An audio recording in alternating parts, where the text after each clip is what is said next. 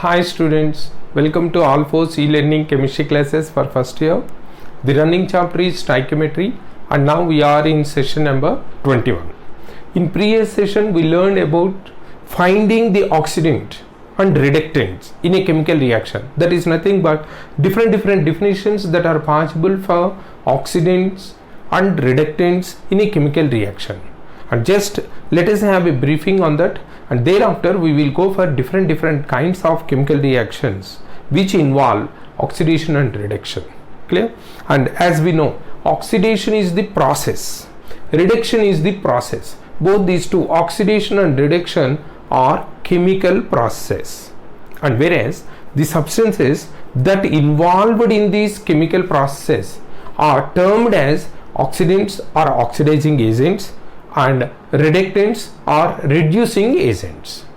That means we have to find out, we have to distinguish among these two. First of all, already in previous sessions also I make you to note that the difference between the process and the substances, because sometimes we can connect these process and the that is nothing but the substances, but in all cases it makes us confuse.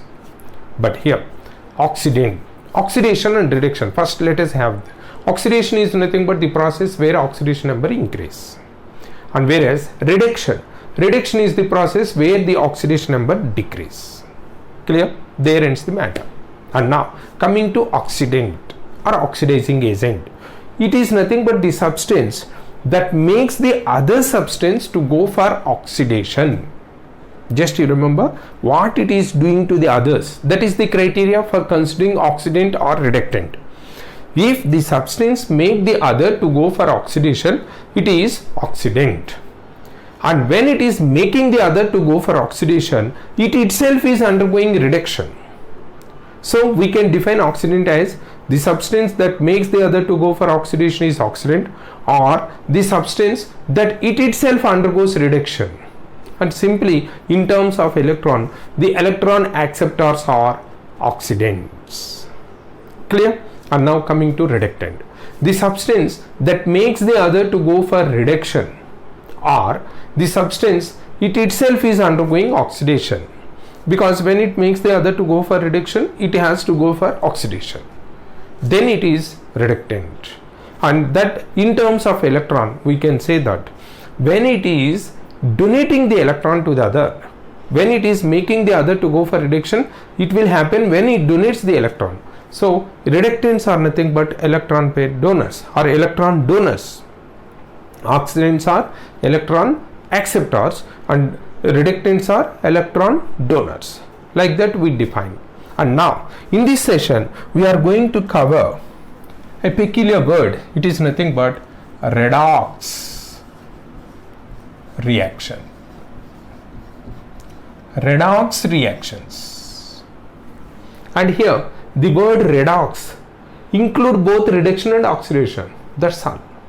Redox, where reduction plus oxidation.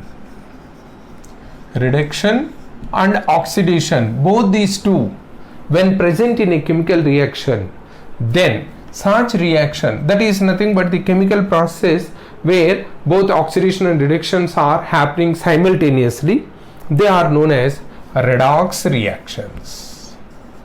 Redox reactions.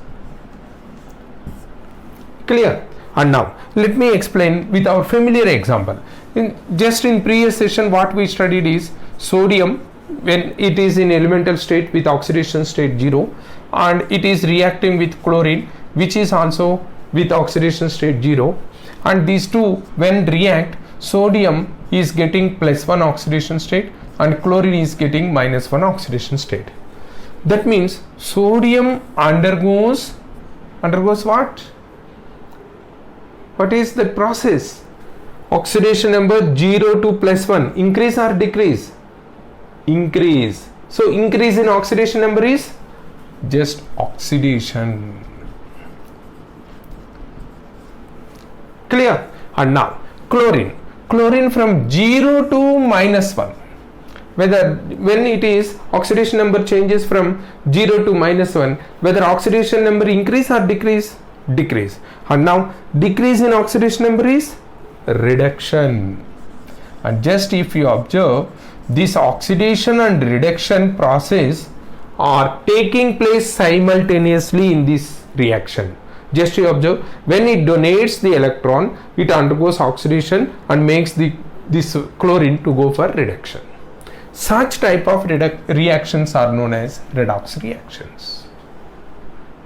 Clear? And now let us have a look about the different types of redox reactions. Actually, redox reactions where both oxidation and reduction are happening, these are of different kinds, like combination redox reaction, and second one is decomposition. Just these two are opposite to each other, they are combining, these are decomposing, that's all. Clear? And third one is displacement reactions.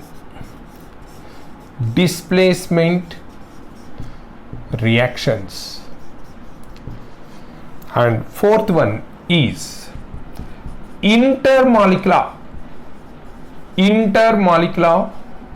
redox reactions. And fifth one is intramolecular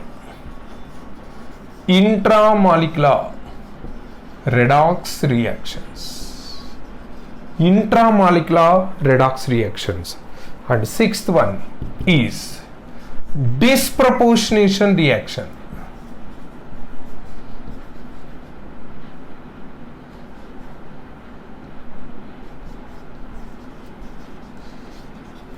And seventh one is comproportionation reaction.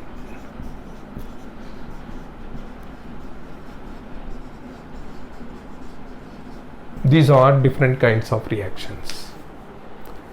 And now we have to look into the depth, or it is nothing but different kinds, what is happening, all these we have to look into details of all these different kinds of redox reactions. First of all, you are having the names of different kinds of redox reactions, then one by one we will go for it, we will look into that. Clear? And that is nothing but, what is redox reaction? The reaction or a chemical process where both oxidation and reductions are taking place simultaneously are known as redox reactions. These redox reactions, depending on the participants and depending on the process, they are of different kinds.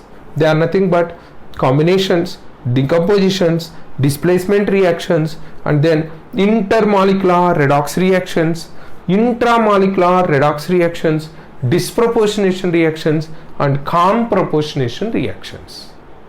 Clear? These are different, that is nothing but 7 types of redox reactions we can observe. And now let us look into their details one by one. Combinations. Combination is nothing but when two substances, mostly one of the substance will be the elemental form. One of the substance will be in elemental form. When two substances come close to form a new substance where oxidation and reduction takes place, such reactions are known as combinations. Now let us consider first one is combination redox reactions. Here H2 plus Cl2 giving HCl.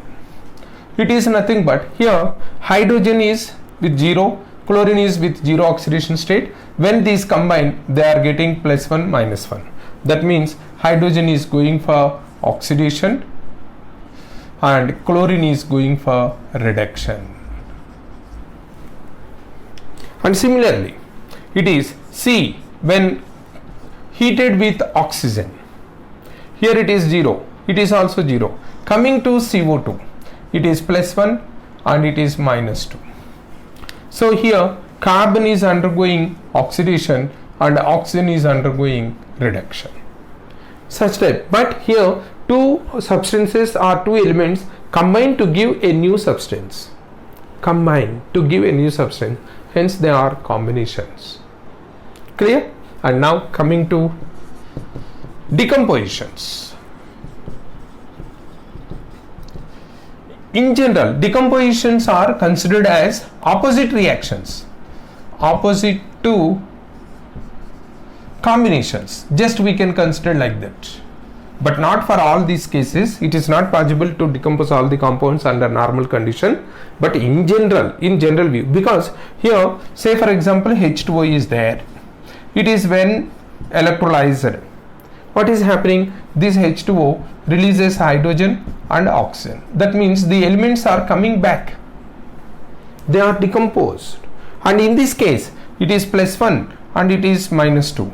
And here hydrogen is coming to 0. It is undergoing reduction, and oxygen is coming to 0, that is -2 to 0, it is undergoing oxidation. And my dear students, you remember, in all the cases, in all the decomposition reactions, there may not be redox process. Because let me give one best examples which you can come across with that one. It is nothing but calcium carbonate when heated. It decomposes into CaO and CO2.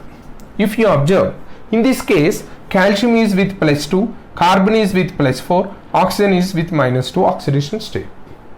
On decomposition, here calcium is still maintaining it +2 oxidation state, and oxygen is -2, carbon +4, oxygen -2.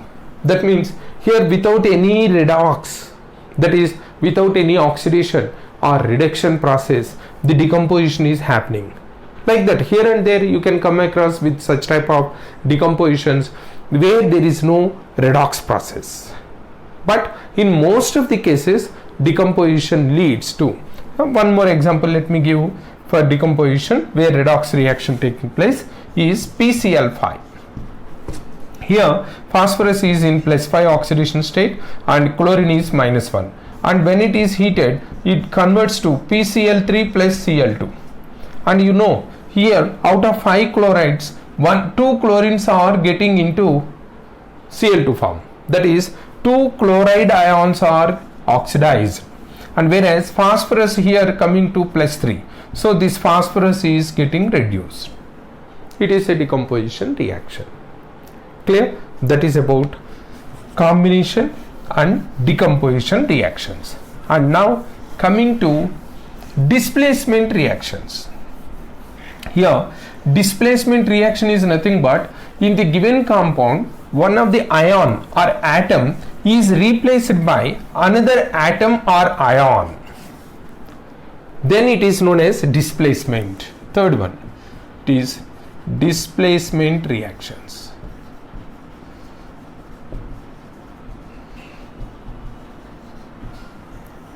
Displacement reactions. One of the ion or atom in the given compound is replaced by the other one. That is, incoming is getting oxidized or reduced, outgoing is getting the opposite reaction of that. In case incoming is getting oxidized, then outgoing will be getting reduced. Incoming is coming reduced, the outgoing will get oxidized. Clear? And now in this displacement reaction, these are of mainly different kinds like this. One is metal displacement reactions, and second one is non-metal displacement reactions. Metal displacement, non-metal displacement. And now these non-metal displacements are again different kinds. They are nothing but displacement of hydrogen, and next one is displacement of oxygen, you can observe, and then displacement of halogens. Do you know what is halogen? The 7th A group elements, that is nothing but fluorine, chlorine, bromine, iodine, are known as halogens. So in case of non-metal displacement, that will happen like this. Clear? And now let us consider the metal displacement. Few examples for metal displacement reactions where oxidation and reduction involved. That's why they are, these metal displacement reactions are redox reactions. Clear? And now let us consider this. In case if it is zinc